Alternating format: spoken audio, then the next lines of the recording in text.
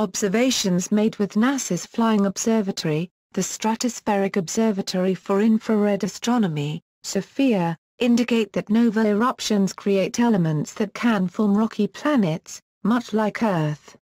Astronomers occasionally see a nova, which may appear as a new star that grows brighter and then fades away after a few weeks. In fact, nova, plural, novae, is the Latin word for new. We now know that novae are not actually new stars, but rather are associated with stellar old age, explosions occurring on the surfaces of burned-out stars. They are less violent and more common than the star-shattering explosions called supernovae that completely destroy an aging star. Principal investigator Bob Gehrz of the University of Minnesota Twin Cities, and collaborators have been using SOFIA to study novae as part of an ongoing research program to understand the role these objects play in creating and injecting elements into the material between the stars called the interstellar medium.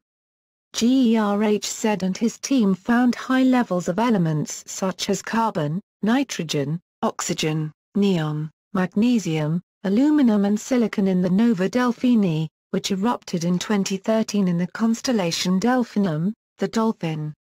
Some of these elements can be found in living things, whereas others are important constituents of rocky planets such as Earth. There is evidence that when the universe began in the Big Bang, only trace amounts of elements other than hydrogen and helium were created.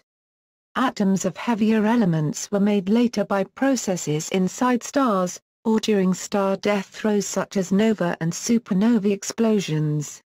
The observations of the nova Delphini debris cloud indicate that novae in general may be a major source of medium-weight elements in the universe. Their paper was published in the Astrophysical Journal.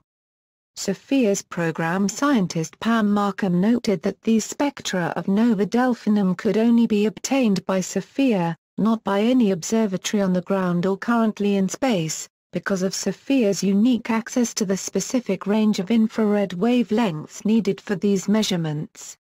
She continued, "This research is part of the broad, ongoing effort by astronomers to understand the life cycles of stars, and how the formation of planets like Earth fit into those cycles."